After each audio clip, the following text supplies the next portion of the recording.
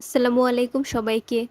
Honours চতুর্থ বর্ষের শিক্ষার্থীবৃন্দ, আজকে আমি মানিক বন্দ্যোপাধ্যায়ের ছোট গল্প কুষ্ঠরোগীর বউ নিয়ে তোমাদের সাথে আলোচনা করব।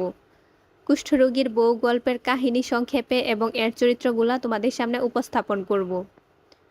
এই গল্পে মূলত প্রধান চরিত্র হচ্ছে দুইটা, যতীন এবং তার স্ত্রী মহাশ্বেতা। তাদের দুইজনের জীবনের দুর্দশাগ্রস্ত কাহিনী এই গল্পে বর্ণিত হয়েছে। কুষ্ঠরোগীর বউ গল্পের প্রধান চরিত্র হচ্ছে যতীন এবং মহাশ্বেতা। যতীন ধনির দুলাল, সে অনেক সম্পত্তির মালিক। যতীনের বাবা অন্যায়ভাবে এসব ধন সম্পত্তির মালিক হয়েছিল, তাই মানুষের বদদুয়া এবং অভিশাপে যতীনের বাবার মৃত্যু হলে এই ধন সম্পত্তির মালিক হয় যতীন। কিন্তু এই সম্পত্তি সম্পূর্ণ ভোগের পূর্বেই যতীন কুষ্ঠরোগে আক্রান্ত হয়।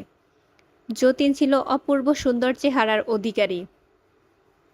সে এতটাই সুদর্শন ছিল যে একদিন তার স্ত্রী মহাশ্বেতা বলে, আমি তোমাকে ভালোবাসি নাকি তোমার চেহারাকে ভালোবাসি বুঝতে পারি না। যতীনের শান্তির নীড় ছিল মহাশ্বেতা। বিয়ের 4টি বছর সুখে কাটলেও তারপরেই নেমে আসে দুঃখ। কুষ্ঠ একটি ছোঁয়াচে ব্যাধি। প্রথমে যতীনের এক আঙুলে এর সংক্রমণ দেখা যায়, তারপর হাত থেকে সারা শরীরে ছড়িয়ে পড়ে এবং পচন ধরে। ছোট বড় অনেক ডাক্তার দেখিয়েছে, কিন্তু পুরোপুরি সুস্থ হওয়া কখনোই সম্ভব নয়।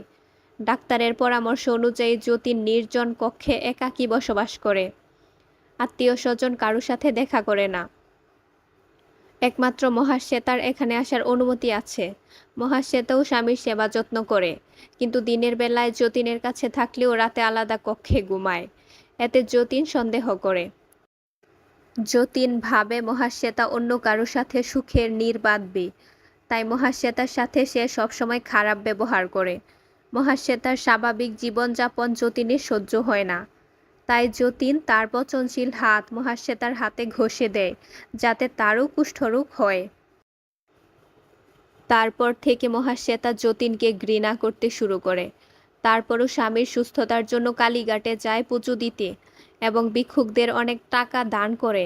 ভিক্ষুকদের মধ্যে কুষ্ঠরোগীও ছিল অনেক, তাই শ্বেতা ভাবে সকল কুষ্ঠরোগীদের যদি একসাথে রাখা যেত তাহলে সকলের মাঝে রোগ ছড়াতো না।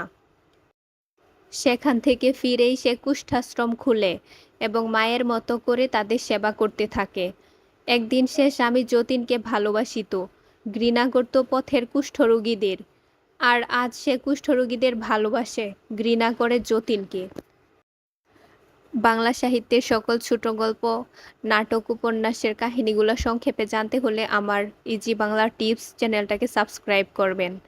ধন্যবাদ সবাইকে।